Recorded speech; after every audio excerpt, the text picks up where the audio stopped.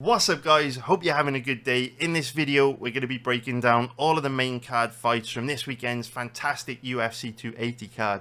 Over the last few weeks we've been doing really well, we've hit loads of winning bets, so if you've been watching my breakdown videos you will have done really well. If you haven't been watching them, hit the subscribe button below, turn on notifications and you could be notified as soon as I put out new breakdown videos breaking down upcoming UFC cards. I've got two bets to share with you in this video which I think you should really consider, and hopefully they'll enable us to bank another profitable night on Saturday.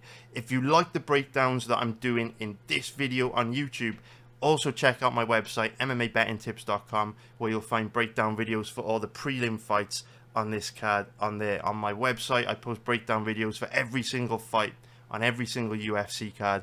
And you can also find the VIP chat room on there where you could talk to me for 8 to 12 hours a day about betting strategies, upcoming fights, betting on other sports, anything you want to talk about. I'm online all the time.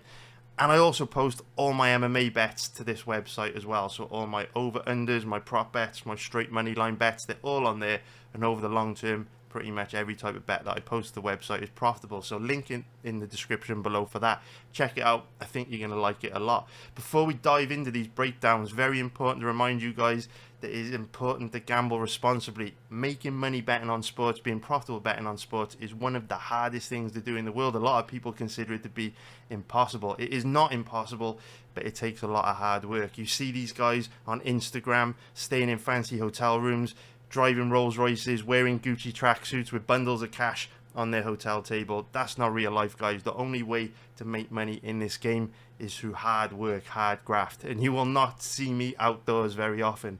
I'm literally chained to my desk 6 days a week, 12 hours a day, busting my ass, researching to gain an edge over the betting sites. So I can tell you firsthand that it is extremely difficult to make money betting on sports.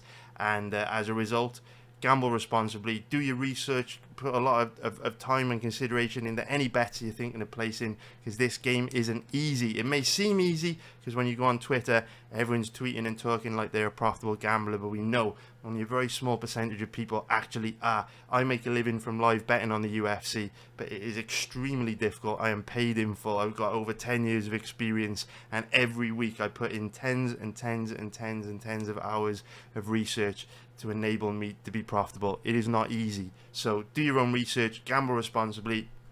Understand that if you are betting on the fights this weekend and you haven't put a serious amount of time into researching, you know, it's going to be very difficult for you to make money long term. And if you do put a lot of time in researching, it's still going to be very difficult. Now, with that being said, all the information that I'm going to be sharing with you in this video, I've put a lot of work into. I've been researching these fights for tens and tens of hours this week, and I've got over 10 years of experience. I do this for a living. So gamble responsibly, do your own research. But what I can say is that you're in good hands, and the information I'm going to be sharing with you today is coming from a good place. A lot of hard work's gone into this, and I'm just relaying to you guys what I've seen in fight footage very, very recently. So I hope you find this useful. Let's kick things off by talking about one of the biggest fights in recent memory, a matchup we're all very excited to watch and to see what happens. It's Charles Oliveira and Islam Makhachev, the main event. Let's start off by taking a look at the odds on this one. We can see that Islam Makhachev is the favourite at average odds of around 1.57, which is going to be minus 175 for an implied probability of 64%.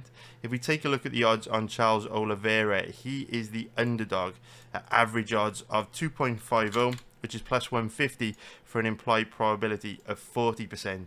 So Charles Oliveira is 33 years old, 5'10", with a 74-inch reach, and Islam Makhachev is 31 years old, 5'10", with a 70.5-inch reach. So there's a couple of X factors for us to dig into here.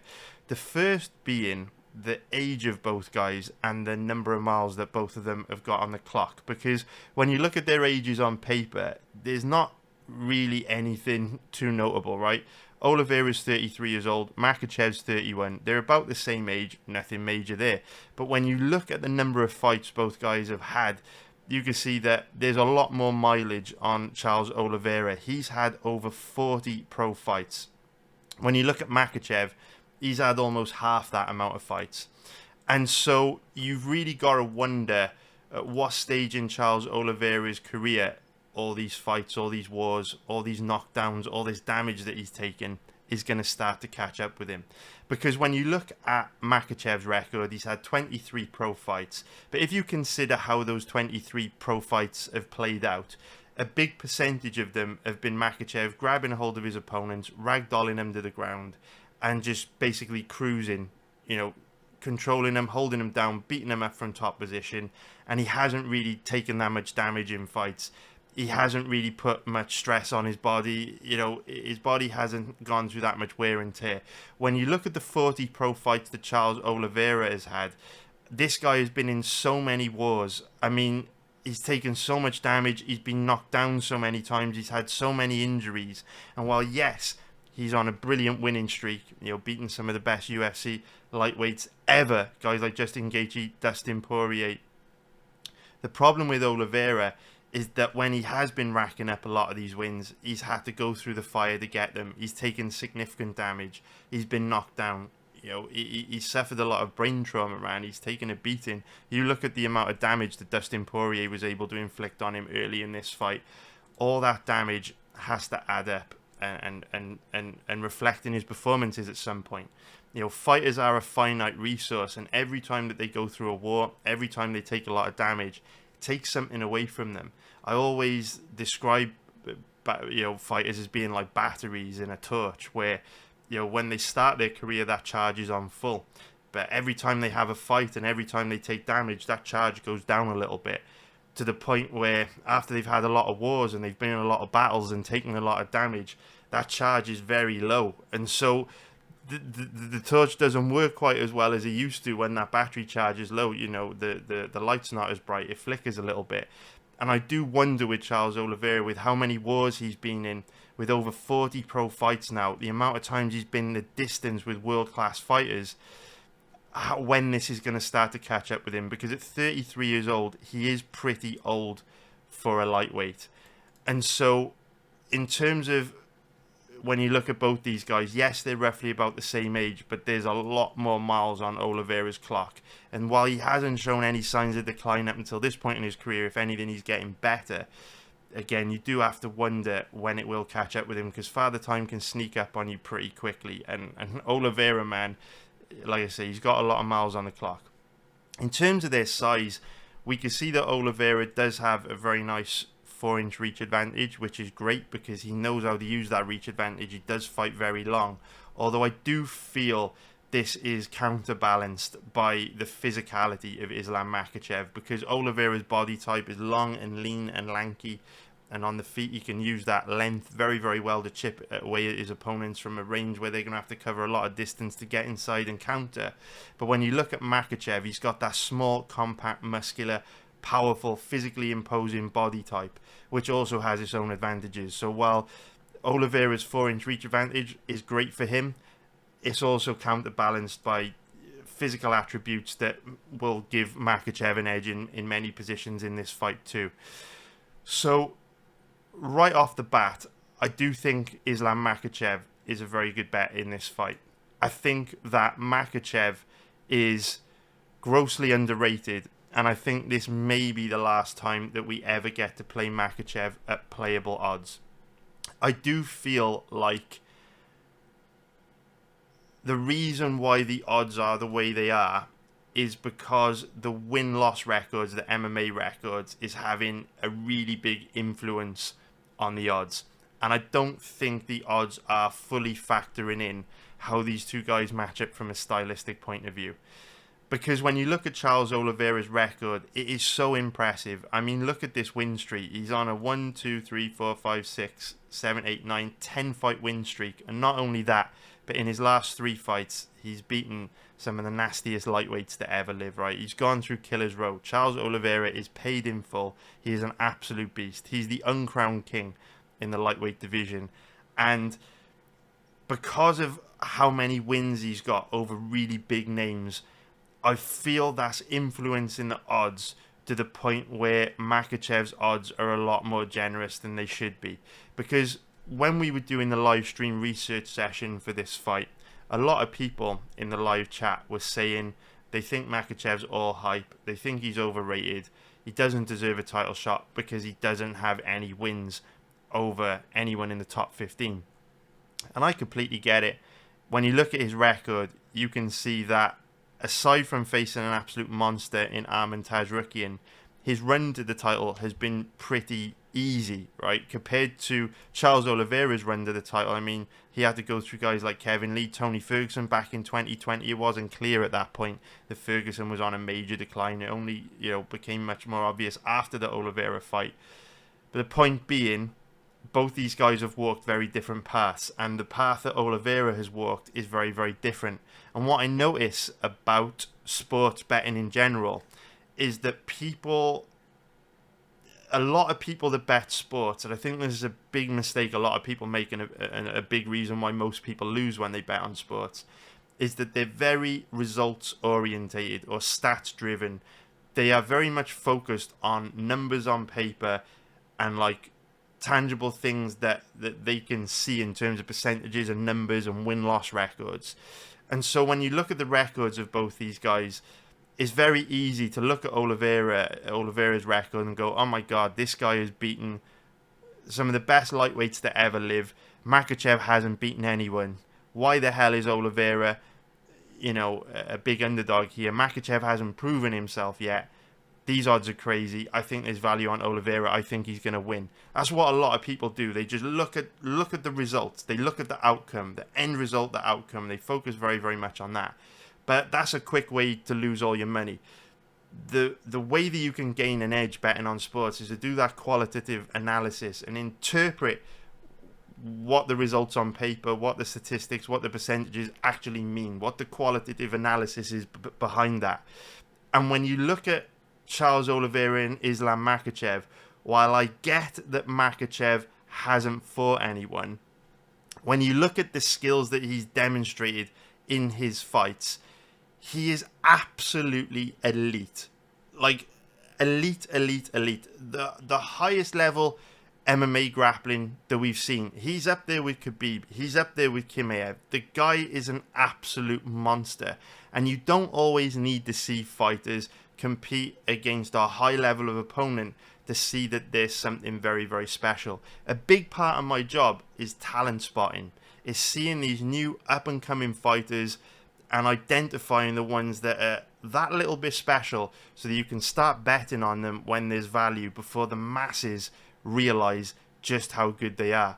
Khamzat Chimaev is a great example. We bet him in his debut against John Phillips at odds of 1.44 minus 227.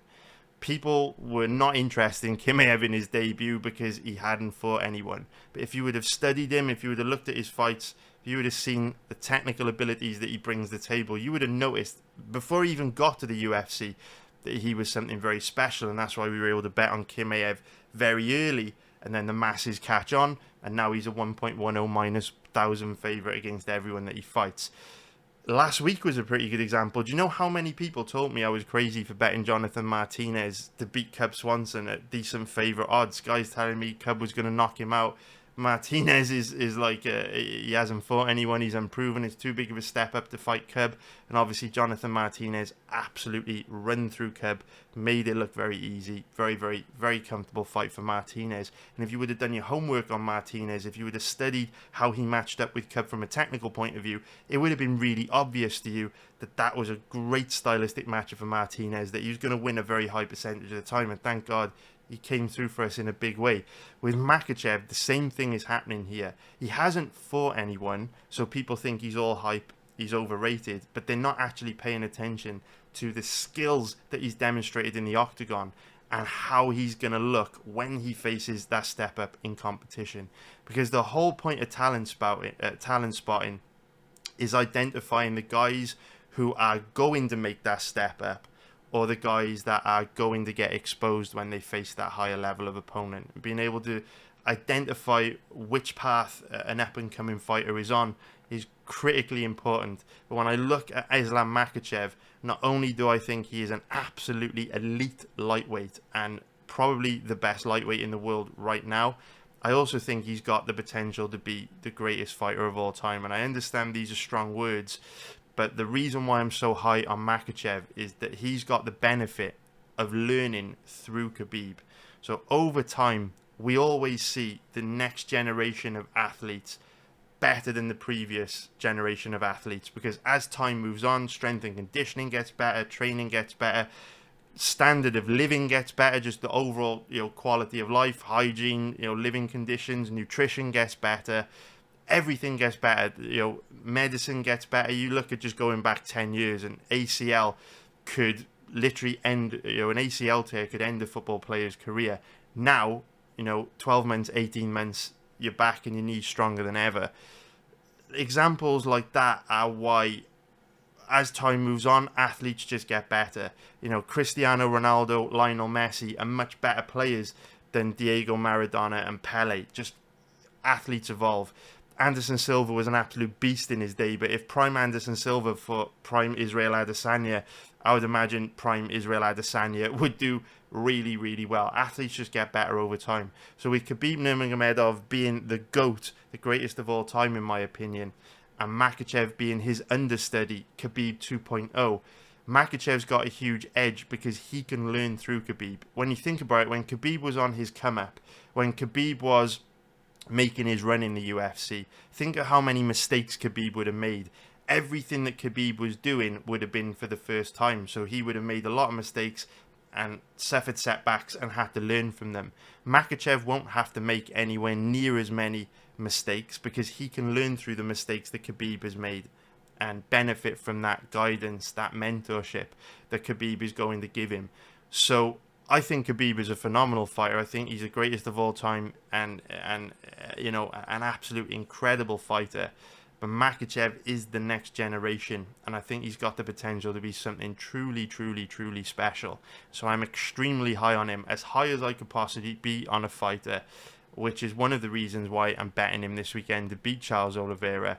But I also think from a stylistic point of view, this is a pretty good matchup for for Islam Makhachev. So the reason why I think this is a really good fight for Islam Makhachev is because even though he doesn't have as many ways to win as Charles Oliveira, what he does have is the skills to dictate where the fight takes place. And as a result of that, he can remove a lot of past the victory that Charles Oliveira has in this fight. Because if we consider how this matchup could go, Charles Oliveira is going to have a big advantage on the feet. We all know this. He's an absolute savage. He's got devastating knockout power in every limb in his body. He's very aggressive. He likes to put a lot of pressure on his opponents, and he's an absolute savage, right? He can inflict a lot of damage. He's got, very, very high level striking. When you look at Islam Makhachev, he's very uncomfortable on the feet. If he's fighting you in kickboxing range, if you're having a nice kickboxing point fighting contest in the middle of the octagon, he's incredibly difficult to hit. He's very good at reading you. His footwork and movement is really, really good. But we know Makhachev is we know that Oliveira is an absolute savage that's not going to play that game. He's not going to stand in the middle of the octagon and get into a kickboxing match with Makhachev. He's going to come forward, take control of the center of the octagon, get in Makhachev's face and look to turn this fight into absolute chaos and an absolute war, because that is the environment in which Charles Oliveira thrives, and we know Makhachev's not going to like that. We've never seen him in that situation before, and when guys have kind of walked him down and got in his face, he hasn't reacted very well to it. So we know if Oliveira can turn this fight into a war on the feet, he's going to do pretty good. You've got to give Oliveira a big advantage on the feet. If he stays striking, it's going to be hell for Makhachev. But Oliveira can't use his striking if Makhachev takes this fight to the ground. Now, what I will say about Charles Oliveira is that his style, while very difficult to deal with because he just creates absolute chaos in the octagon and banks on his ability to capitalize on that chaos, either by jumping on your neck and choking you out or landing a kill shot and putting you away. What I will say about Charles Oliveira is he is the kind of fighter that goes all in, and he does have a kill or be killed style. Oliveira was at this crossroads in his career where he had a choice to make on what style he was going to use going forward, and he made a very unique choice which very few fighters make. Let me explain what I'm talking about. A lot of people talk about Charles Oliveira as being a guy that has improved tremendously, and I completely agree with you, he has. And a lot of the talk around Oliveira is that he used to be a quitter, and now he isn't. Oliveira used to be one of these guys that was very dangerous early, but if you just weathered that early storm, you could put him in a bad position into the second round, into the third round, and more often than not, he would look for a way out and quit. He doesn't do that anymore. He's an absolute warrior, an absolute dog, with zero quit in him. But if you go back and watch the Felder fight, the Lamas fight, the Anthony Pettis fight from back in 2016 and 2017, you can see that Felder, Lamas and Pettis, they all big brothered him. They absorbed the pressure, they absorbed the violence early on, weathered that early storm, took the fight in the second and third round where Oliveira just caved and quit. He didn't want to be in there anymore. He won't do that anymore. But what we can see since the Felder fight back in 2017 is an incredible winning streak from Oliveira against some of the best fighters in the world. And we've seen him recently against guys like Justin Gaethje, Dustin Poirier, Michael Chandler face significant adversity in fights where he's been knocked down or hurt very, very badly, and he's been able to weather the storm, come through the other side, and finish extremely tough lightweights. And these things would not have happened in the past. Going back to 2016, 2017, we know that Oliveira would have just rolled over, turtled up, looked for a way out, given his back up, or you know, he would have just quit. That's what Oliveira used to do. But Oliveira, back in 2017, has drawn a line in the sand and chosen the rest of his career path to be dictated by absolute violence. And what I mean by that is, there's a lot of guys in the UFC who cannot fight for a high pace for 3 rounds or 5 rounds. They just don't have the gas tank to do it, or they don't have the style to do it. And even now in 2022, Charles Oliveira is one of those guys. Oliveira can't fight at a high pace for 3 rounds to 5 rounds. You look in the Dustin Poirier fight, you look in the Kevin Lee fight, there's significant signs that this guy is slowing down. Except he doesn't quit like he used to. But he still slows down, just like he did back in 2016, 2017. So since he lost to guys like Felder, Lamas and Pettis, he's improved his mental side of the game. But his physical side of the game is still an issue. He's just able to push through it now. So Oliveira is one of these guys that can give you absolute hell for 1 or 2 rounds. And then past then, he's mostly ineffective. But when fighters reach the point in their career where they realise, I can't go hard for 3 to 5 rounds, they have a decision to make.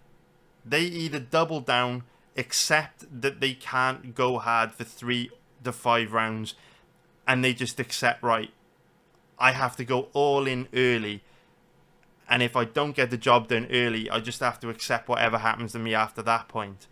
Or the choice that most fighters make is where they accept that they can't go hard for 3 to 5 rounds. They've only got a good round or 2 in them. And so what they do is spread their output out from what they usually do in the first and second round across the 3 to 5 rounds.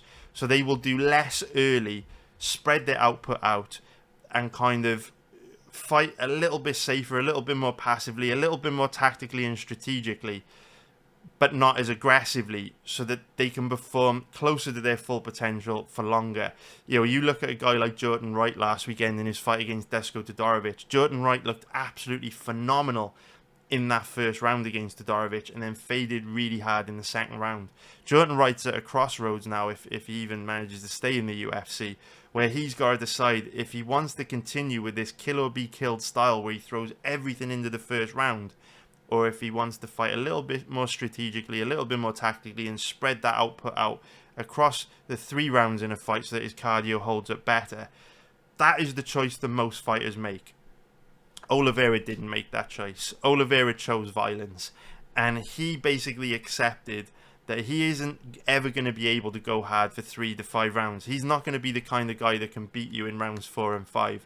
But what he can do is create extreme violence and extreme chaos in the early stages of a fight, turn the matchup into a pressure cooker, overwhelm you with chaos, and he banks on his ability to capitalize on that chaos because he's very dangerous with chokes due to his high-level Brazilian Jiu-Jitsu.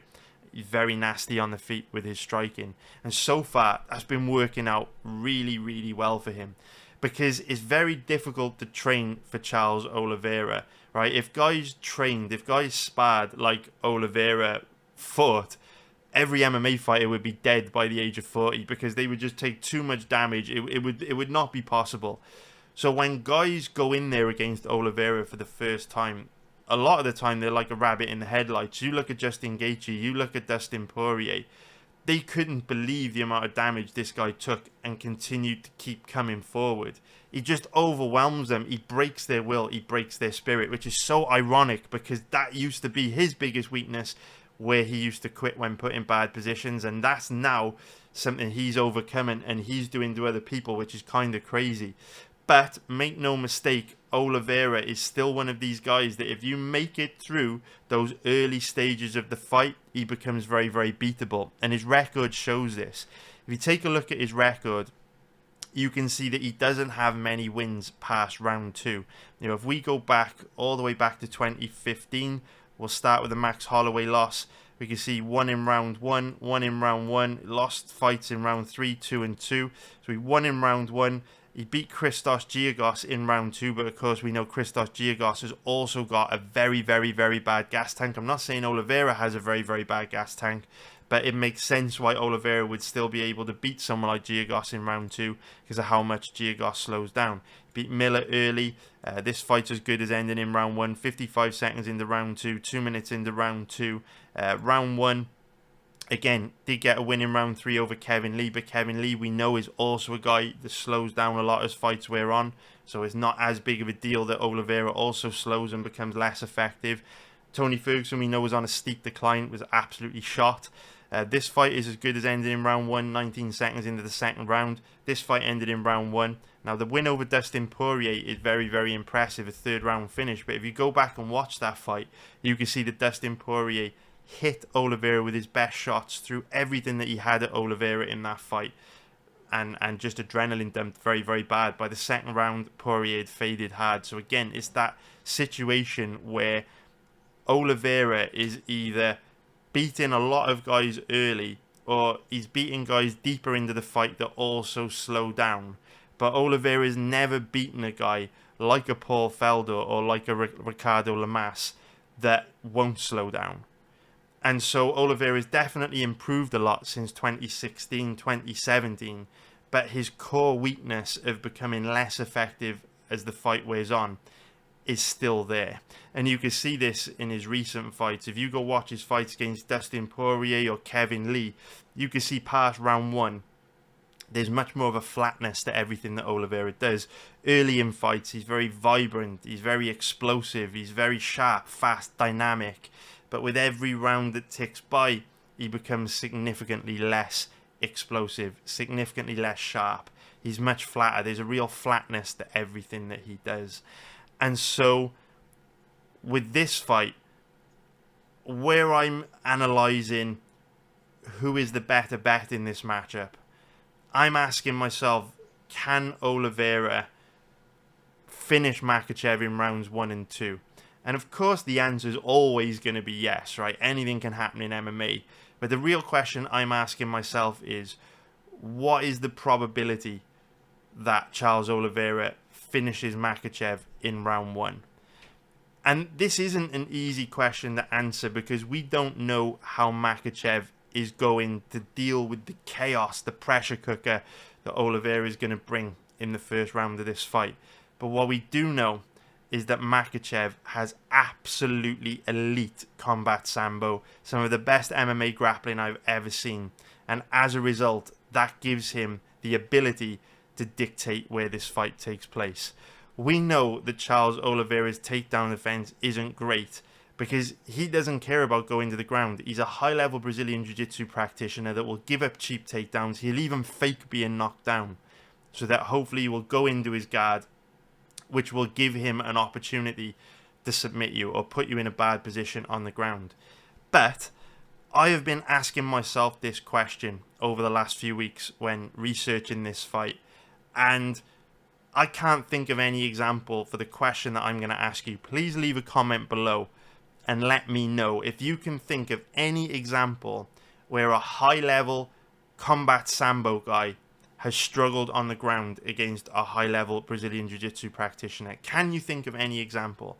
I'm not talking about combat sambo guys like Omari Akhmedov that slow down and gas out as fights wear on. I'm talking about an elite combat sambo guy, an elite BJJ guy. Can you think of any example in MMA history where the elite BJJ guy has got the better of the combat sambo guy on the ground? I've been racking my brains and I can't think of a single example. And Khabib famously, a very long time ago, wore this t-shirt to a weigh-in that says, if sambo was easy, it would be called jiu-jitsu. Now, I'm not trying to be detrimental to Oliveira's set of skills on the ground, but what we do know about combat sambo guys like Khabib, like Makhachev, is they have the ability to neutralize a lot of the threats that a guy like Charles Oliveira brings to the table. Because when you look at Makhachev and he's taking guys down, he does it a lot of the time off the body lock, just like Khabib used to do. But when he's taking guys down, it's almost always in the half guard or side control. And when you take a guy down in the half guard or side control, they have very, very limited options in terms of submissions and things they can do to you off their back. What you also see from Makhachev is a lot of what Khabib used to do, in that he's always trying to tie up the legs. In order to catch guys in guillotines, you need to gain control of their body by using your legs. On top of that, to hit arm bars and triangles, you obviously need your legs. So even though Oliveira is a high-level Brazilian Jiu-Jitsu black belt, Makhachev's ability to take him down and tie him up and neutralize, the limbs of Oliveira's body, make it much less likely that Oliveira is going to be able to catch Makhachev in a submission. And again, I put it to you. I put it to the biggest Charles Oliveira fans out there. Can you give me one example in the history of MMA where a high-level combat sambo guy has struggled on the ground against a high-level BJJ guy? I cannot think of a single example, and I do not think that Charles Oliveira is going to be the first. Now, Oliveira is crazy scrambly on the ground. He will make you work very hard for position on the ground. He's very good at recovering guard, getting an active guard, attacking with submissions off his back. But what you notice about Oliveira is that, again, he becomes significantly less dangerous on the ground and does significantly less on the ground with every round that ticks by. So what I'm expecting in this fight is for Oliveira to come out very aggressive, put a lot of pressure on Makhachev early, look to take him out, and then expecting Makhachev to alleviate that pressure, drag Oliveira to the ground. And in the first round of this fight, I'm expecting chaos on the ground. I'm expecting Oliveira to scramble like crazy on the ground. And I'm expecting Makhachev to fight very, very hard to maintain dominant positions and control over Oliveira and neutralize him. And there's going to be some danger on the ground for Makhachev in that first round. You're going to have Oliveira jumping on his neck, trying to take his back, rolling for legs, all kinds of stuff. But we know Makhachev is an absolutely elite grappler who should be able to survive that first round on the ground against Charles Oliveira. If Makhachev can survive that first round, Oliveira is going to be in a world of trouble, because Makhachev will make Oliveira work so hard on the ground that not only will he be less scrambly and less dangerous on the ground past round one, but he's also going to be a lot less dangerous on the feet, because his legs will be tired, his arms will be tired. We saw it in the Dustin Poirier fight. He just wasn't as sharp in that second round. And so with Makhachev, where he's got that crushing physicality to his grappling and a great gas tank, the ability to go hard for 5 rounds, it gives him a huge edge in this fight, because Oliveira's window of opportunity is 10 minutes. Oliveira has to get the win here in 10 minutes. If this fight goes past 10 minutes, I promise you, Oliveira's got virtually no chance of winning this, because past that 10-minute mark, he's not going to have the pop in his shots, the sharpness on the feet to catch Makhachev and knock him out. And on the ground, he's just not going to have the energy to deal with the physicality, the overwhelming, crushing physicality of someone like Makhachev. So Makhachev just needs to survive for those first round, that second round maybe. If he makes it through the first 2 rounds, I think Makhachev is going to absolutely and utterly dominate Oliveira and blow him out the water. It won't be a contest.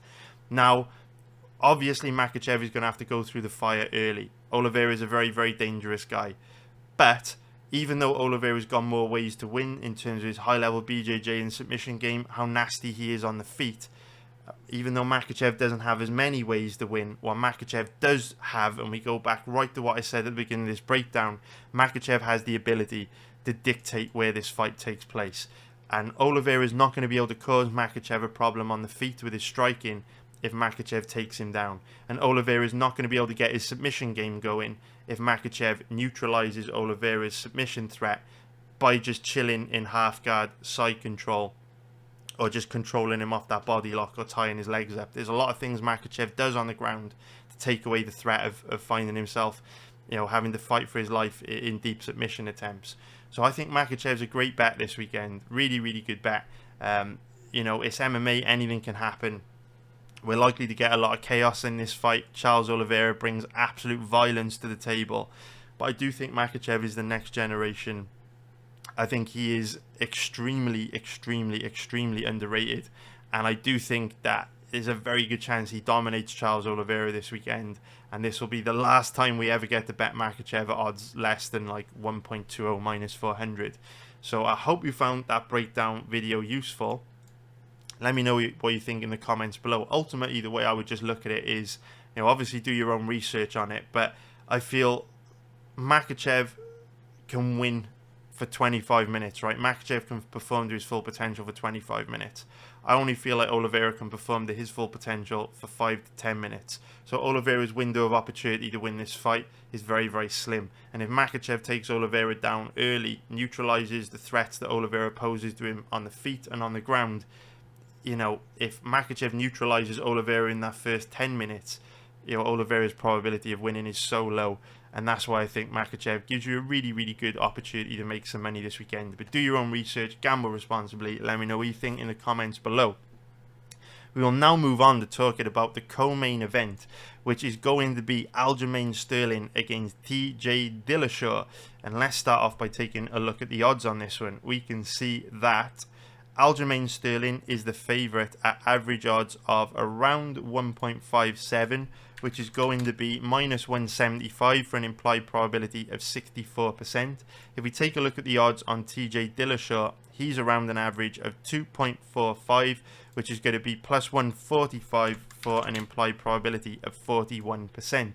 So Aljamain Sterling is 33 years old, 5'7" with a 71-inch reach, and TJ Dillashaw, 36 years old, 5'6" with a 67-inch reach. So Sterling, 3 years younger than Dillashaw. Dillashaw is very, very old for a bantamweight, 36 years old, quite ancient for a bantamweight. We know that the lighter weight classes are all about speed, reflexes and athleticism, which are some of the first things that go as you start to get older. So the heavier weight classes, 36 years old isn't that bad. The light heavyweight division, 36 for a bantamweight, not good. But Sterling's getting up there in age for a bantamweight as well, 33 years old. We always think of Sterling as being this young, hungry, up-and-coming prospect. He's not anymore.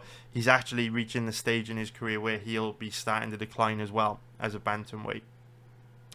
In terms of the size difference, we know that TJ is quite a small bantamweight. He flirted with moving down to the flyweight division for a little bit. Obviously, had a little cameo at flyweight against Henry Cejudo, but we know he's on the smaller side, so Sterling will be bigger. He's got that 4-inch reach advantage, and Sterling does a pretty good job of using that reach as well. He's very good at circling away from his opponents, using long looping punches, side kicks, push kicks, teeps to keep his opponents out of a range where he can be hit. Sterling does a really good job of using his length and making it very difficult for guys to get inside and land on him.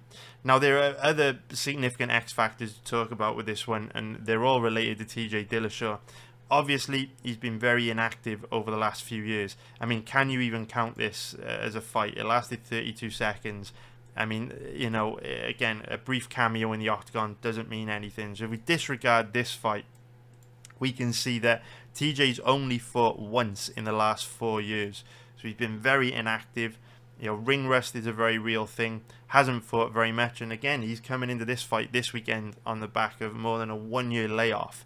On top of that, this is his first fight back after suffering a pretty significant knee injury that he sustained in his last fight against Corey Sandhagen. And there's also a dark cloud of performance-enhancing drug usage with TJ Dillashaw as well, since he was popped by USADA for using EPO. Now, you'd think that these days TJ Dillashaw is fighting clean, since he's, I would imagine USADA is all over him. And I do think that could potentially lead to Dillashaw looking a lot worse this weekend than ever before. He looked absolutely phenomenal against Corey Sandhagen. It was a performance that didn't make any sense at all. Usually when these older fighters come back after a PED suspension, they look a shadow of themselves. They look terrible because they no longer have those performance-enhancing drugs to boost their performance, right? But Dillashaw looked better than ever against Sandhagen. And I'm wondering if that's because Dillashaw has built a career off using performance-enhancing drugs. And so in that Sandhagen fight, even though he was out for 2 years with that suspension, he was still benefiting from some of those cumulative gains from, years and years and years and years of using performance-enhancing drugs. But I'm wondering now, with him being out for 2 years dating back to 2019, now coming into this Sterling fight, it's probably been around 3 years since he's been fighting clean. If he will start to lose a lot of those cumulative gains that he was still benefiting from in the Sandhagen fight, and if as a result the lack of PED usage will finally catch up with him against Sterling, and if he just won't look as good. So there's a lot of X factors going against Dillashaw in this one. The ring rust, the dark cloud of PED usage, the significant knee injury. However, what I will say about Dillashaw is that he is an absolute dog. He's a fierce competitor. There's plenty of stories about how much of a savage he is in the gym, and he's just a mean, nasty, aggressive dude who is ruthlessly consistent. So when it comes to the layoff for Dillashaw, I don't necessarily think it's all bad. A guy that fights and trains as hard as Dillashaw is going to pick up a lot of nagging injuries over the years, a lot of chronic injuries, a lot of problems that he probably hasn't had time to fully heal because he's been beating his body up in the gym and in fights for so many years. Having a decent layoff for a guy like Dillashaw could actually pay dividends and be beneficial because it will give him time to heal up all those other little injuries that he's just kind of pushed through over the years. So the layoff may actually lead to Dillashaw coming into this fight looking better than ever. On top of that, he also looks in phenomenal shape. He posted this picture to his Instagram profile 2 days ago. And as we can see, this guy looks better than ever. So, he's ruthlessly consistent. He's an absolute dog. Based on how he looks here, based on how he's looked in the past coming back off long layoffs, even though we do have to be cautious with TJ Dillashaw this weekend with all the X factors going against him, I think it's more likely Dillashaw turns up and looks pretty good this weekend with how he's bounced back in the past, how tough he is, how consistent he is, how good he is, and how great a shape he looks in here. So we've got to point out the X factors that could lead to Dillashaw not performing as well as usual this weekend, but I lean more towards him looking pretty damn good this weekend. And I feel that if Dillashaw does show up and perform how he usually does, I think he's going to beat Aljamain Sterling in this matchup. And this is one of those fights where I do think the odds are very, very off, which is why I'm going to be betting TJ Dillashaw this weekend at underdog odds. If I was capping this fight, I would have both these guys in the even money odds range, based on the fact that with all those X factors hanging over Dillashaw, we don't really know whether he's going to show up and perform like he has in the past. He could look a lot worse than usual with his age and injury, layoff, all that kind of stuff. So I would put it in the even money odds range based on the fact that if Dillashaw and Sterling both show up and perform to their full potential, I think Dillashaw beats Sterling quite comfortably. But we'd have him in the even money odds range based on the uncertainty around how TJ Dillashaw is going to look.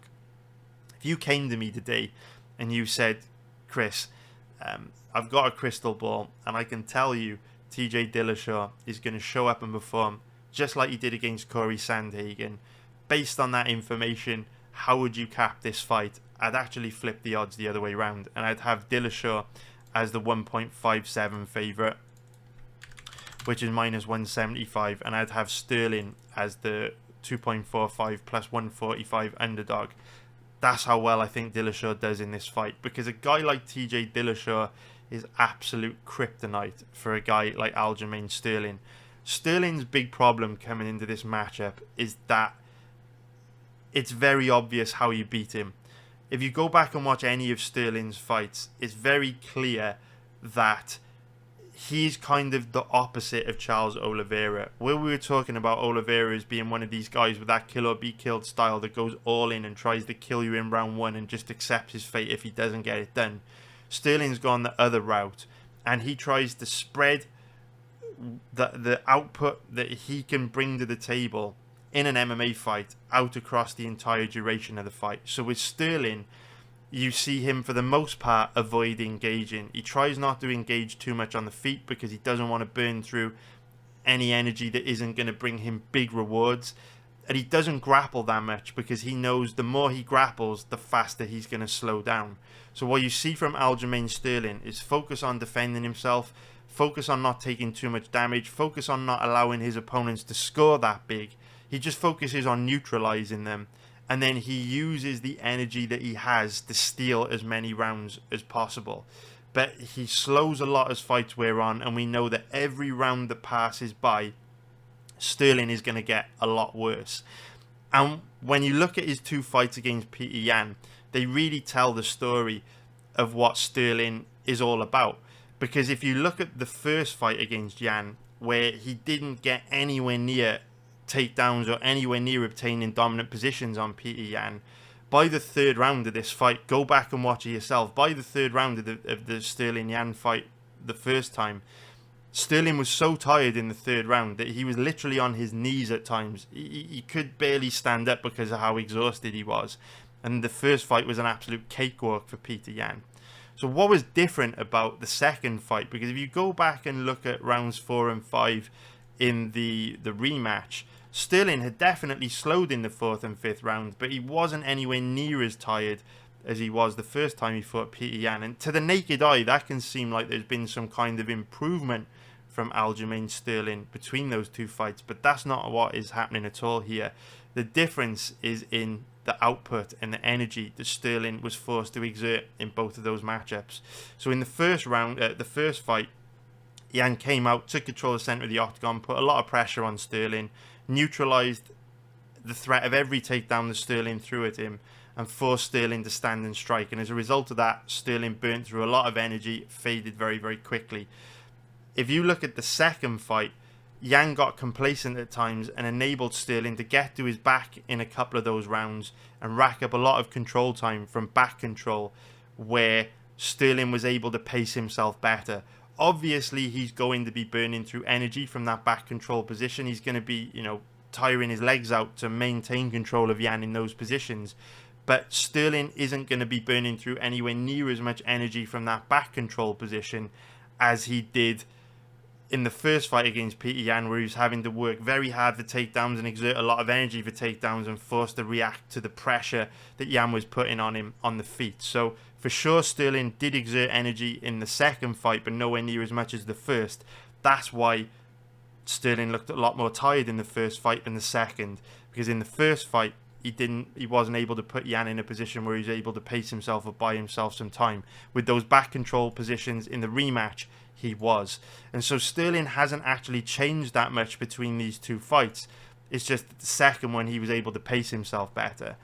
And so the reason why this is such a bad stylistic matchup for Aljamain Sterling is that when I look at how he matches up stylistically with TJ Dillashaw, I don't know how he's going to buy himself some time to pace himself in this matchup. Because TJ Dillashaw is a very intelligent fighter. He's got great fight IQ.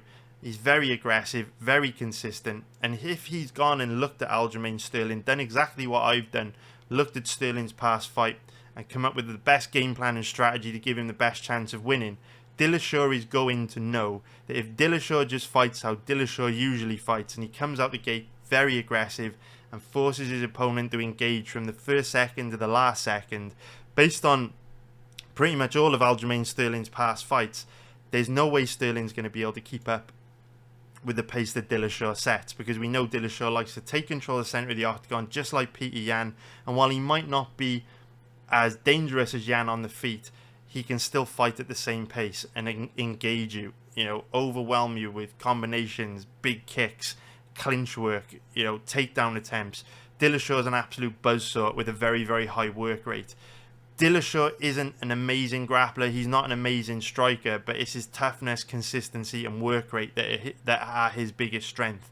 And the thing about Aljamain Sterling, and TJ's even said it himself in his fight week interviews, Sterling is not a dangerous striker at all. Doesn't really have much power in his hands. He's more of a volume guy. If anything, he uses his striking defensively to avoid taking damage. He just uses his length to keep you on the outside. There's long rangey kicks, long rangey punches.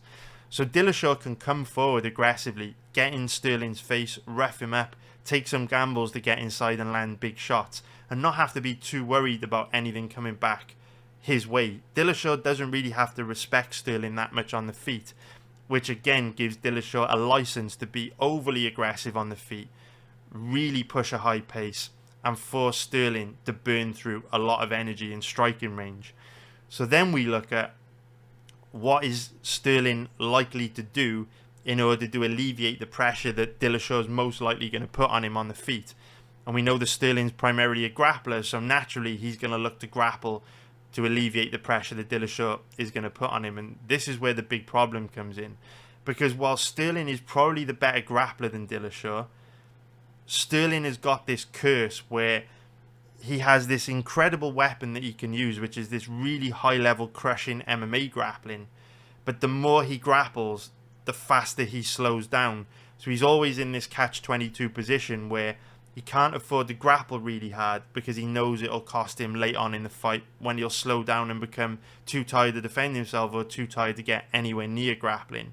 So Sterling's in a very difficult position here because TJ Dillashaw is a Team Alpha Male alumni that came up in that generation of Team Alpha Male fighters that were almost impossible to take down and pretty much impossible to hold down. Your guys like Uriah Faber, your Chad Mendez's, your Danny Castillo's. These type of guys are so difficult to control on the ground. And if you are to get them down and hold them down, the only way you're going to do it is by exerting a hell of a lot of energy to match their scramble.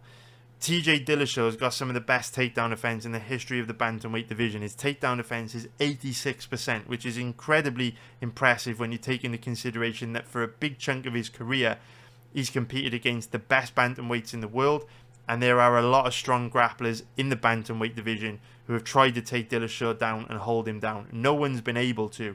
And going back to the Team Alpha Male alumni coming up from the generation of fighters that Dillashaw came up from, even throw Cody Garbrandt's name into the mix. Can you remember one example where you've seen guys like Dillashaw, Faber, Chad Mendez, Cody Garbrandt taken down and held down? No one can take these guys down and hold them down.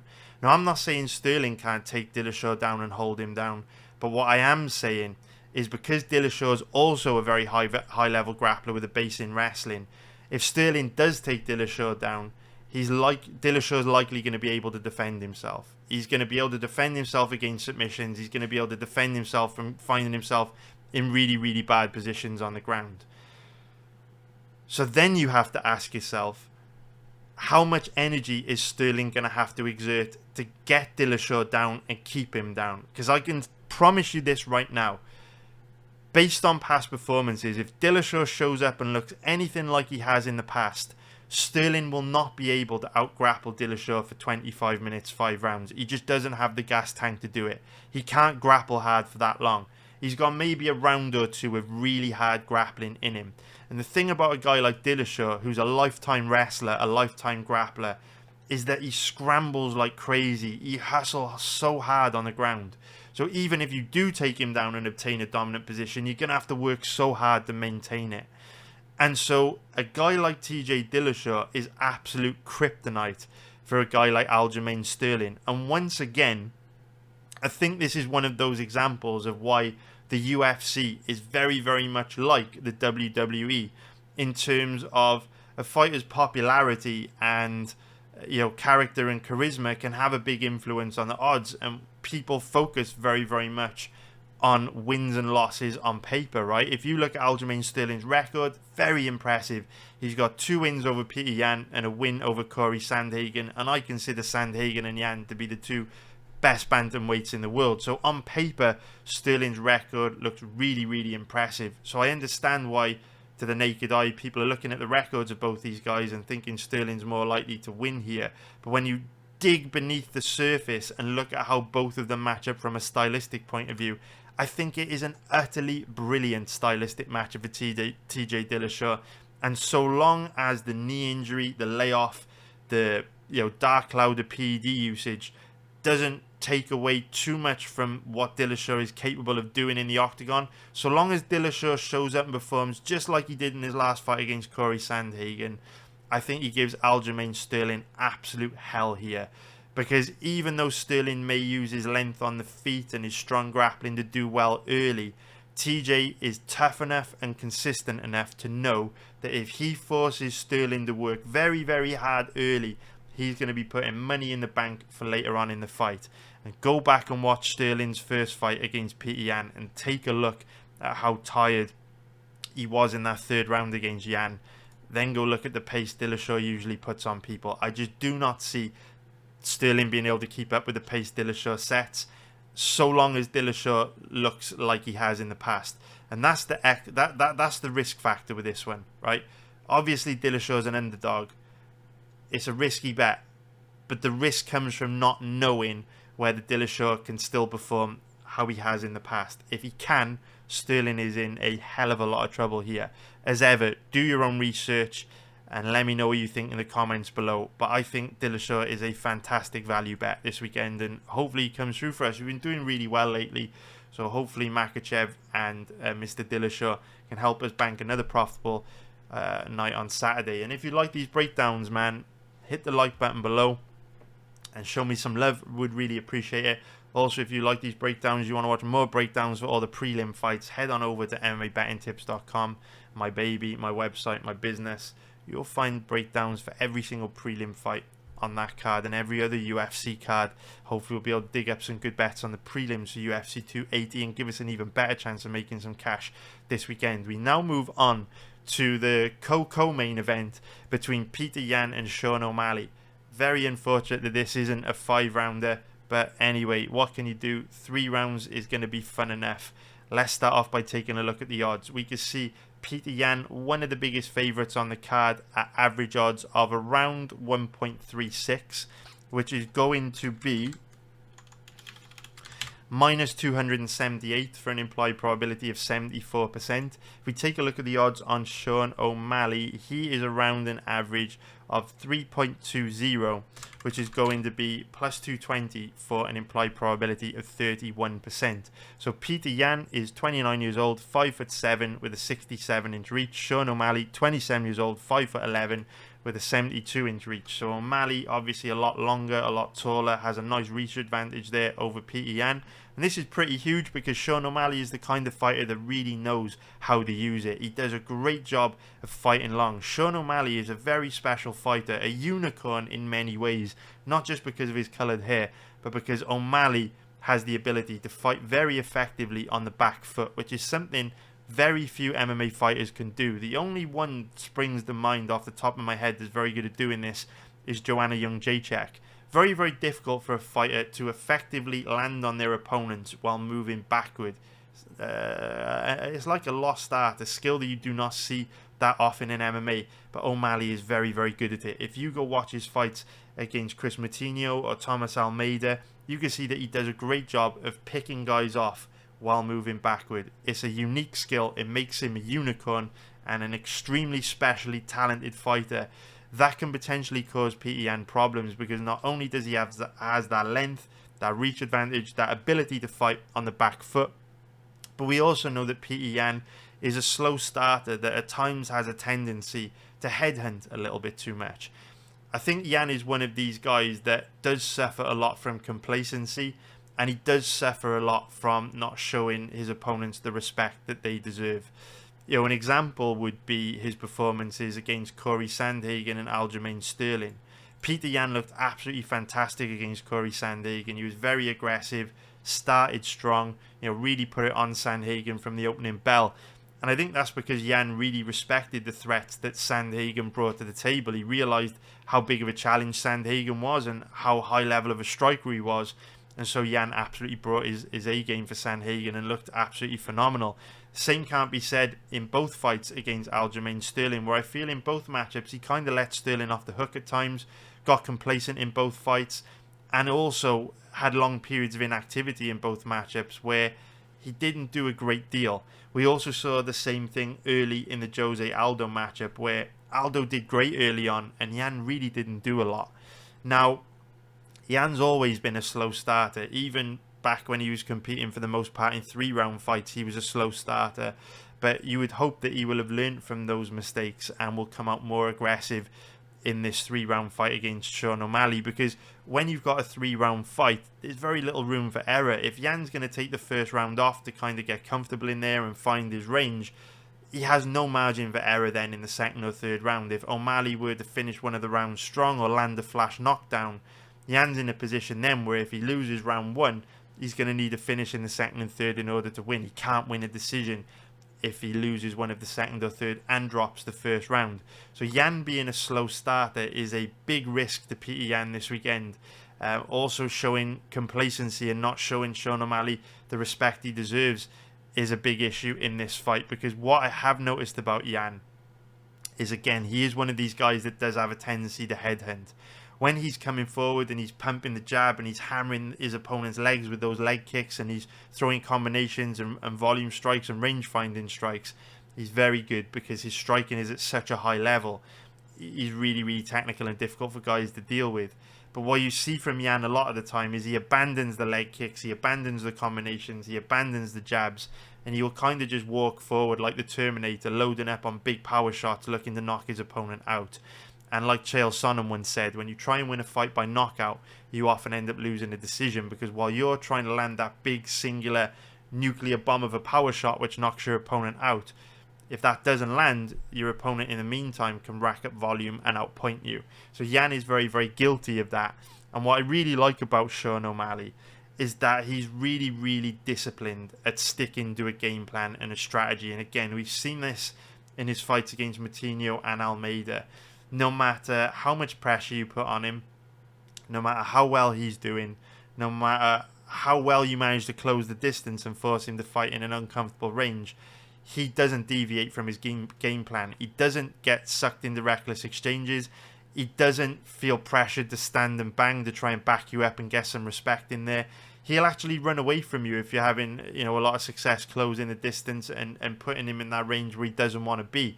O'Malley's very disciplined, very strategic, very tactical, and he does a great job of, like I say, sticking to the game plan of just circling away from you and using his length and his reach to pick you off from a safe distance. And I love that about Sean O'Malley. He doesn't feel pressured to go off his game, which means he fights his fight, and it's very, very difficult to take him away from his strategy and game plan. I don't feel the same can be said about Peter Yan, who does get complacent, who does get frustrated, who you can kind of manipulate in there if you can kind of get him angry and wind him up and frustrate him. And I think O'Malley's definitely the kind of guy that can do that. So on the feet, this is a really interesting matchup, because if Peter Yan starts strong, comes out the gate very aggressive, go into his jabs, his leg kicks, his combinations early, I think Peter Yan's going to do really well here, because I think O'Malley will struggle to deal with the physicality of Yan. He lands big power punches, does a lot of damage off his jab, inflicts big damage with his leg kicks. And we know that O'Malley is susceptible to leg kicks. We've seen him injured in a couple of fights in the past due to damage sustained to his legs. But what I will say about Peter Yan is that while he is a very high-level striker, he's not particularly good at cutting the cage off, which could be an issue for him in this matchup. Peter Yan tends to walk like the Terminator, right? He stalks his opponent around the octagon in straight lines, but he doesn't use a lot of lateral movement to cut the octagon off and forces. Footwork and movement of O'Malley can give Peter Yan pretty big problems here. But when these guys do land, when these guys do exchange, Yan is going to be landing the harder, more damaging, impactful shots, just because he's absolutely vicious on the feet. I think O'Malley's going to be more likely to just be, touching Yan and circling away. And obviously when you're moving backward and counter-striking, you're not able to generate as much power on your shots unless you actually stand your ground, plant your feet, and fire back as someone's coming forward, which I don't expect O'Malley to do. I don't think he's going to want to get into a firefight with Yan. He's way too smart for that. When it comes to grappling, obviously we haven't seen O'Malley face any good wrestlers. We haven't seen his takedown defense tested. We don't know anything about his ground game. So I don't want to completely dismiss O'Malley's takedown defense and ground game. But what we do know is that guys with O'Malley's body type typically have pretty bad takedown defense because they're weak in the lower body. You know, he's got very long, very lean, very skinny legs. And usually when you shoot in deep on the legs of guys with that body type, they're pretty easy to take down. You can get in deep on their hips and upset their balance. There are, again, some exceptions to that rule. Some unicorns like a John Jones, who also has a similar body type but is almost impossible to hold down. And O'Malley could be like that, but we just don't know because we haven't seen it. I prefer to stay on the side of trends and most likely outcomes. And what we do know is most likely O'Malley's takedown defense isn't great just because his body type suggests it's more likely not to be. Now, we do know Peter Yan is a very, very good MMA grappler. He very rarely tries to take guys down. You don't usually see Yan grapple unless guys try to take him down and then they end up in a grappling exchange.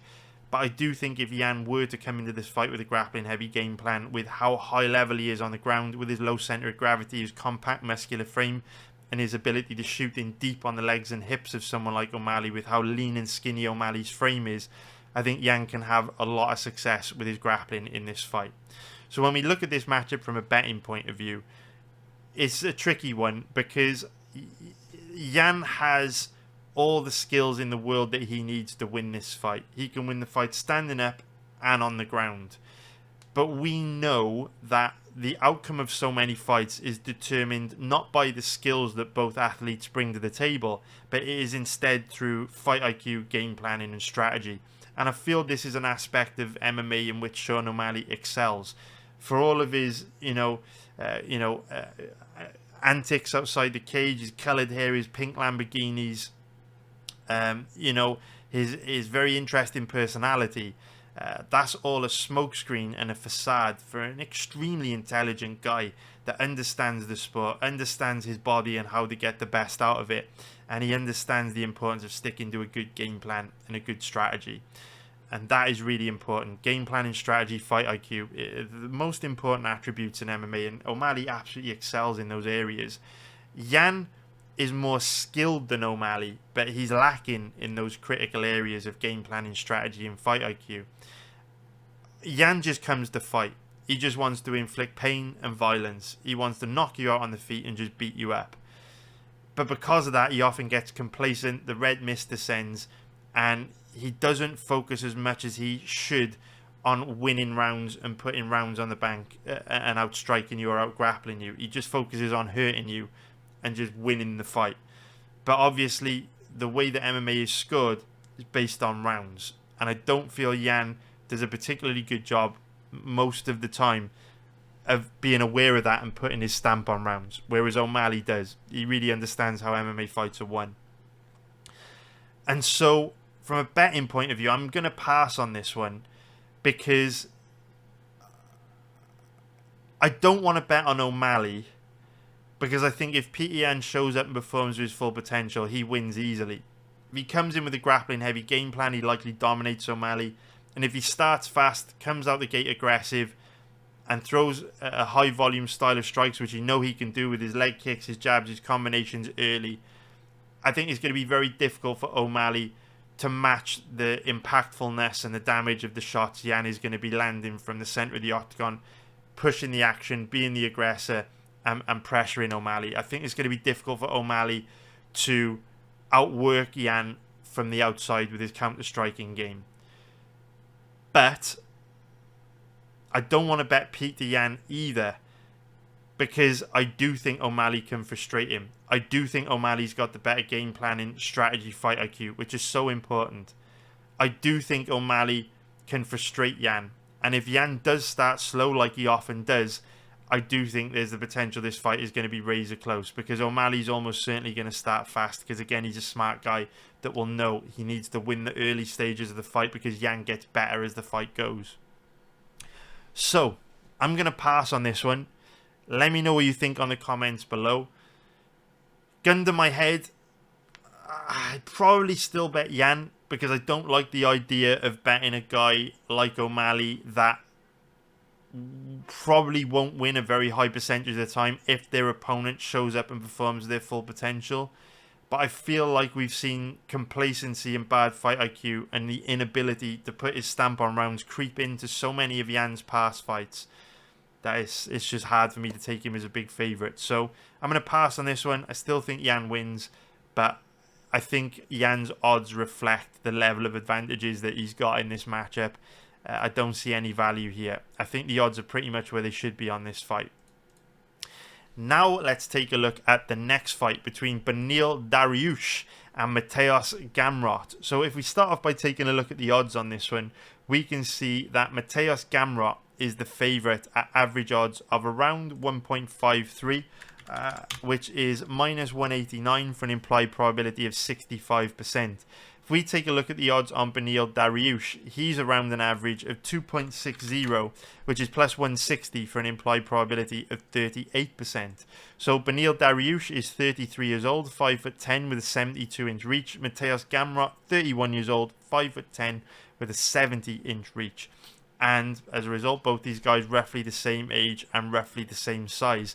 Now, Beneil Dariush has a very, very similar style to Charles Oliveira in that Dariush is a guy that does slow down a lot as the fight wears on, and Dariush has just decided that he's going to accept that he slows down as the fight wears on, and he's just going to go all in and commit to violence and chaos very early in a fight and come in with that kill or be killed style. So if you go back and watch any of Dariush's fights from over the last few years, he goes really hard in round one, you know, big explosive takedown attempts, aggressively pursues a finish on the ground, very aggressive on the feet with, you know, big devastating kicks and, you know, big combinations, you know, throws big knockout punches at you. He throws everything into every strike that he throws at you, and he looks to take you out early. And then in the second half of the fight, Dariush still tries to do all that stuff, but just like Charles Oliveira, he's nowhere near as dangerous because of how much he slows. So his takedown entries, you know, don't have as much drive on them. You know, he's not as dangerous on the ground. You know, his striking's a lot sloppier than it was earlier in the fight.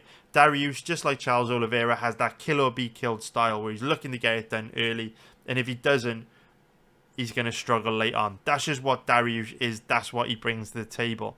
Now, what's interesting about this fight is that we've seen two extremely different sides of Gamrot in his time in the UFC. If you go and look at any of Gamrot's performances before he fought Chookagian in his last fight, you'll see that Gamrot was a guy similar to Dariush in that he would start very strong with big explosive takedowns and a lot of movement on the feet and decent pop in his shots on the feet. But as fights progressed, he wouldn't like slow down as much as Dariush. Like visually, you wouldn't be able to spot it as obviously. But Gamrot would become a hell of a lot flatter into the second and third round of his fights. And that didn't happen against Chookagian. In Gamrot's most recent fight against Chookagian, he improved by about 1,000% from how he looked against Scott Holtzman, Kuta Taladze, and Carlos Diego Ferreira. If you go back and watch those three fights side by side with the Chookagian fight, you can see a real flatness to everything that Gamrot did in those three fights I just mentioned from like midway through the second round onwards, compared to the Chookagian fight where even in round 5, Gamrot looked absolutely phenomenal and was putting a crazy pace on Chookagian and working very, very hard. So this fight is a little bit tricky because if Gamrot shows up and performs like he did in his first few fights in the UFC, I actually think he struggles against Beneil Dariush because Beneil Dariush is very aggressive on the feet. He's got the potential to land nastier, more damaging, more impactful shots on the feet. Because Gamrot is predominantly a grappler that's not that comfortable on the feet. You know, he wasn't really able to cause Chookagian too many problems on the feet. Didn't land a whole lot on the feet. Doesn't have too much power in his hands. He obviously knocked Holtzman out. But for the most part, Gamrot is more of a volume striker that looks to chip away at you on the feet and uses striking to set up his grappling. Dariush has trained under Master Rafael Cordero a long time at King's MMA. He's got pretty nasty Muay Thai. Like I say, devastating kicks, knockout power in his hands, pretty nasty on the feet. So while both these guys are fresh, I expect Dariush to cause Gamrot a lot of problems on the feet. In terms of grappling, Dariush can also do pretty well on the ground. He's a high-level Brazilian Jiu-Jitsu black belt. And while Gamrot is pretty good at getting guys to the ground, he's got great offensive wrestling, really good double-leg takedown entries. Dariush is a nasty submission grappler that has got a really dangerous submission game. So while Gamrot is good at taking guys down, he's not great at doing a whole lot when he gets the fight there. He kind of just holds on to you and neutralizes you. But his grappling control isn't that good either. You know, we've seen anytime Gamrot's taking guys down, usually they're able to pop their way back up to their feet pretty easily. And I would expect that even if Dariush can't pop back up to his feet pretty easily, he's going to be attacking with all kinds of submissions off his back, which is going to make it very difficult for Gamrot to score points on the ground with grappling control, because we know Gamrot's grappling control isn't great. Where this fight gets really interesting, though, is that I'm a firm believer in the expression that you're only as good as your last fight. So where we've seen two very different versions of Gamrot in his career so far, we've got to look at his last fight, his most recent performance, to give us the best indicator of what to expect in the future, because we know fighters are on a continuous journey of self-improvement, and it was quite clear that Gamrot had made huge improvements going into that Tazrukian fight and looked absolutely fantastic. If Gamrot shows up and performs like he did against Tazrukian, which I think is most likely because that was his most recent fight, I mean, why would he go back to looking, you know, like he would before Tazrukian? Why would he go back to suddenly slowing down around the 6, 7, 8 minute mark? It wouldn't make any sense. We'd expect Gamrot to come in this weekend looking like he did against Tazrukian, and if he does that, I think he's going to put a pace on Beneil Dariush that Dariush cannot handle, and I think Gamrot is going to win this fight quite decisively, quite comfortably, which is why he's a big favourite in this one. I do think Dariush is going to have a lot of success early, just like I think Oliveira might have a lot of success against Makhachev early. But Dariush versus Gamrot is actually a very similar stylistic matchup to Oliveira versus Makhachev, where if Gamrot can just make it through the early stages of the fight when Dariush is coming at him with crazy aggression on the feet, looking to knock him out and scrambling like crazy on the ground, trying to tie him up and put him in a bad position and submit him. If Gamrot can just survive round one, take Dariush into that 7th, 8th, 9th minute stage of the fight, I think that's when Gamrot's incredible gas tank and work rate that he demonstrated in his last fight against Tazrukian can really start to pay dividends, because by that point in the fight, Dariush will be pretty sloppy on the feet because of how tired he gets, and nowhere near as dangerous on the ground, because, you know, just like with Oliveira, when you get tired, you don't have the energy to deal with strong, physically imposing guys that push a high pace like Gamrot. So this is one of those fights where it is tricky from a betting point of view. I am going to be passing on this one just because I feel the odds are pretty much where they should be, where we've got Gamrot in that 1.50 minus 200 range. He deserves to be a favourite, a decent sized favourite, because he looked phenomenal against Tazrukian, and if he shows up and performs like that against Dariush, he should win very comfortably. But I can't bet on Gamrot, because if he you know, old habits die hard. If he reverts back to slowing down in the second round like he did against Holtzman, Kutateladze, and Carlos Diego Ferreira, then I think Dariush can turn this into a dogfight, and I think it'll be very, very competitive. So I can't bet Gamrot because of that uncertainty over what version of him is going to show up. But I absolutely agree he should be the favourite, because the most likely version of him we're going to get is what we saw from him against Tazrukian.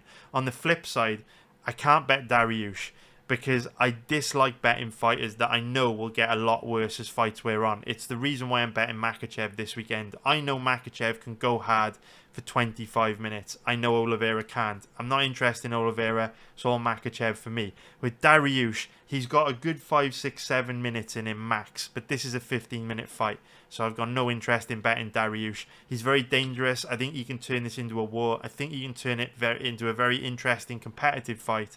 But if he doesn't get the job done early, I think Gamrot, based on his performance against Tazrukian, will cause him big problems late on. But let me know what you think in the comments below. It's a very, very interesting fight. We now break down the final fight on the main card, and if you love these breakdowns, hit the like button below, and also check out my website, MMABettingTips.com, link in the description below. You'll find breakdown videos on there for all the prelim fights on this card. This is the last one for this video. Leave me a comment below. Let me know what you think of these breakdowns. If you agree, if you disagree, what your bets are. Hopefully we're going to make some cash with the bets I've recommended you consider for yourselves and do your own research on. Now let's talk about Katlyn Chookagian against Manon Fiorot. And we'll start off by taking a look at the odds. Manon Fiorot is a decent sized favourite at average odds of around 1.47, which is minus 213 for an implied probability of 68%. If we take a look at the odds on Katlyn Chookagian, she is around an average of 2.75, which is plus 175 for an implied probability of 36%. Katlyn Chookagian is 33 years old, 5'9" with a 68-inch reach. Manon Fiorot, 32 years old, 5'7" with a 66-inch reach. So what's interesting about this matchup is that both girls are roughly the same size, and also, I said it the wrong way around, both girls are roughly the same age, and what's also interesting is that they're both roughly the same size. We can see that Chookagian is a little bit longer, a little bit taller than Fiorot, but Chookagian doesn't have anywhere near as much of a size advantage over Fiorot as she does against most girls that she goes up against. If you consider how big her size advantage was over opponents like Amanda Ribas, Jennifer Maia, Cynthia Calvillo, Jessica Andrade, who were a lot smaller than her. Size matters in MMA, and that size gave her an edge against, many of her past opponents. She's only got a small edge in size over Manon Fiorot, which means that Katlyn Chookagian is going to have to rely much more on her technical ability and her skills in this matchup as opposed to her physical attributes, which makes her a tough challenge for many of her past opponents to deal with, because we know that Katlyn Chookagian is a very, very tricky style to deal with, a very unique fighter, and she's very, very good at making you look bad. Her footwork is great, her movement is great, she's very elusive, and while she isn't the most dangerous offensively, she only lands a small percentage of the strikes that she throws and doesn't really land that damaging, impactful strikes when she does land. What you do love about Chookagian is that she's very good at frustrating her opponents and she's very difficult to hit. Now, even though Chookagian's not that accurate with her punches and doesn't land the most impactful shots, what I will say from Chookagian is that I have noticed her turn a corner over the last couple of years where she's become a lot more aggressive. In her, earlier UFC career, for the most part, she wouldn't be that comfortable engaging. She would bounce around on the outside and just look to use her length to chip away at her opponents. What you see from Chookagian in the last year or two is that she looks to trade in the pocket, sit down on her shots, and plant her feet a lot more. And because of that, it makes her a more dangerous striker. And it also enables her to do a better job of putting her stamp on rounds, which is something that she struggled with earlier in her career, where she was involved in a lot of close decisions just because she was one of these fighters that would never go out there and put it on her opponent and win rounds beyond all reasonable doubt. But she would never struggle that much either because of how technical and tricky and good defensively she was.